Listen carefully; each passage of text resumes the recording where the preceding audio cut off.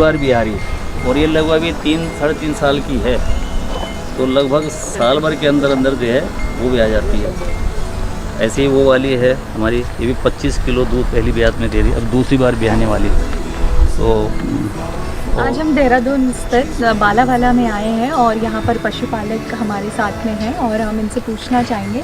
Sir, पहले तो आप अपना परिचय दीजिए कि आप कब से डेयरी का काम कर रहे हैं और कितने सालों से इस बिज़नेस में हैं और कैसे आपको प्रेरणा मिली इस काम को करने की। मेरा नाम ललित बड़ाकोटी है।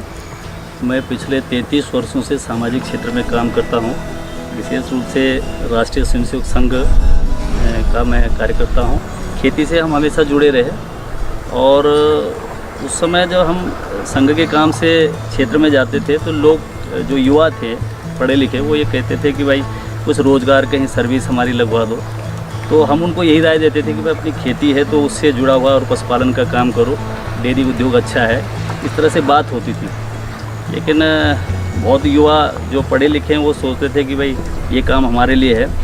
तो 2015 में पहले हम गाय तो शुरू से पालते थे, लेकिन जब भाई आपस में बंट गए तो किसी ने पालने की इच्छा नहीं की। फिर 1 साल हम ऐसे रह गए जब हमारे पास दूध नहीं रहा। तो मैं काम करता था, मेरी पत्नी भी सरकारी जॉब में है। फिर ये हुआ कि भाई हमारी गाय के प्रति अच्छी वो थी, तो हमने कहा गाय तो पालनी है। एक बार उस दौरान क्या हो गया, हमें गोबर मोल लेना पड़ा खाद के लिए।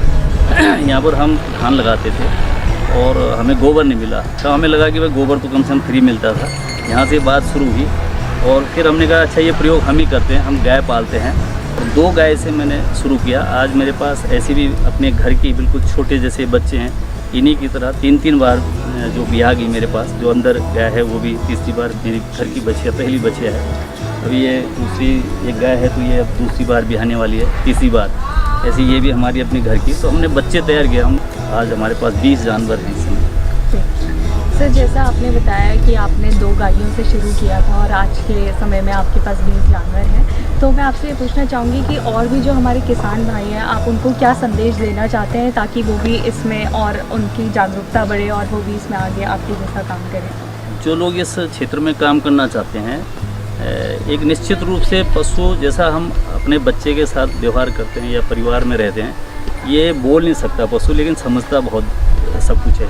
कई बार मैंने ये देखा कि कोई गाय अगर किसी की तबीयत ठीक नहीं है तो एकदम वो पहचान में अलग से आ जाती है। तो इनकी हम कई चीज़ें हम समझ जाते हैं कि इनको क्या समस्या है। तो जो लोग थोड़ा सा पशु प्रेमी है, इनके प्रति प्रेम रखे, केवल हमने दूध लेना है, बेचना है, पैसा कमाना है, इस नाते करेगा तो फिर ये मतलब बहुत अच्छा नहीं है। लेकिन अगर हमारा पशुओं के प्रति अच्छा प्रेम है और प्रेम से अगर हम इसे पालेंगे, अपने जैसे हम कई बार अपने बच्चों, क्योंकि वो तो समझदार हैं, समझते हैं, उनको बोल दिया, लेकिन जानवर बोल नहीं सकता, इसलिए इनकी बहुत चिंता करते हैं। और अगर हम चिंता करेंगे तो जैसे सामान्यतः किसान बहुत देर तक बछिया तैयार नहीं कर पाता। हमने 21 महीने में, और मेरी अधिकतर जितनी घर की बछियाँ हुई 21 से 25-26 महीने में वो ब्याह गई, यानी कि इतनी अच्छे ढंग से हमने तैयार की।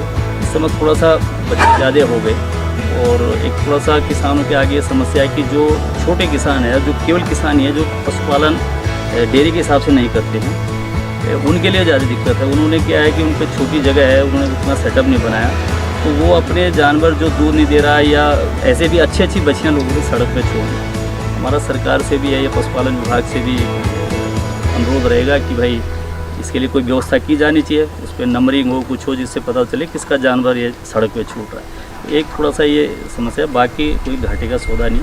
पशु को अगर हम ठीक ढंग से मेंटेन माने पालें तो बहुत जल्दी वो देता है।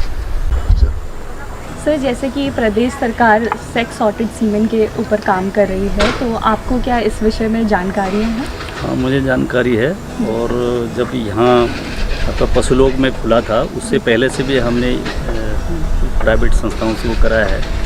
और इस समय भी मैंने कुछ गायों पर, अभी ये वाली जो गाय है इस पर मैंने वो साहिवाल का लगाया है और एक गाय पर और लगाया है। तो ठीक है, इससे यह है कि 70% बछिया होती है। तो जो ये अब बैल का इस्तेमाल कम होता है, इसलिए लोग बछड़े सड़क पे छोड़ देते हैं। तो इससे अच्छा है कि बछिया होगी तो लोग पालेंगे।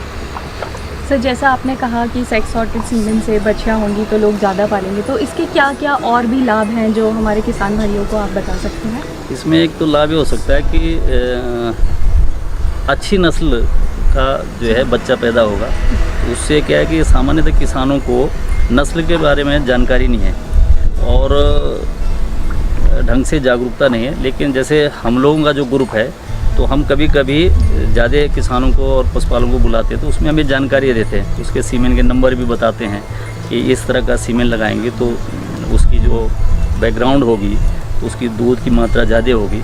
नहीं तो सामान्यतः ये है कि किसान किसी भी उससे जैसे पहले बुल से वो करा लेता था तो उससे सही हिस्ट्री का पता नहीं चलता। इसमें यह है कि जो विभाग कर रहा है तो उसमें टेस्टेड होंगे और अच्छी नस्ल होगी तो नेचुरल है कि उनको दूध के हिसाब से उसकी मात्रा बढ़ेगी तो फ़ायदा होगा। सर और जैसे कि प्रदेश में सेक्स सॉर्टेड सीमेन के बारे में कार्यक्रम बहुत सारी योजनाएं चलाई जा रही हैं, तो इस विषय में आपसे प्रदेश सरकार से आपकी और क्या अपेक्षाएं हैं? मेरी अपेक्षा है कि ये व्यापक रूप से होना चाहिए और उत्तराखंड में पशुपालन बहुत अच्छा एक व्यवसाय हो सकता है, क्योंकि हमारा जो 3 ज़िले छोड़ करके और इन 3 ज़िलों में भी 2 ज़िलों में तो आधा से ज़्यादा पर्वतीय भाग है। पर्वतीय क्षेत्र होने के कारण पशुपालन बहुत आराम से हो सकता है। उसमें ये है कि जो भी हम नस्लें दें उसकी अच्छी नस्ल होनी चाहिए, माने जो भी किस्में हों उसकी, चाहे वो जर्सी है या फ्रीजन है, HF है या देसी है। और देसी पे काम हो तो ज़्यादा अच्छा है। उसका गौमूत्र का भी संरक्षण हो सकता है, उसका पंचगव्य का इस्तेमाल के लिए भी, और उसकी ट्रेनिंग इसकी व्यवस्था पशुपालन विभाग करे तो मुझे लगता है कि वो ज़्यादा अच्छा होगा और किसान जो पर्वतीय क्षेत्र का किसान है या पशुपालक है वो लाभान्वित होगा।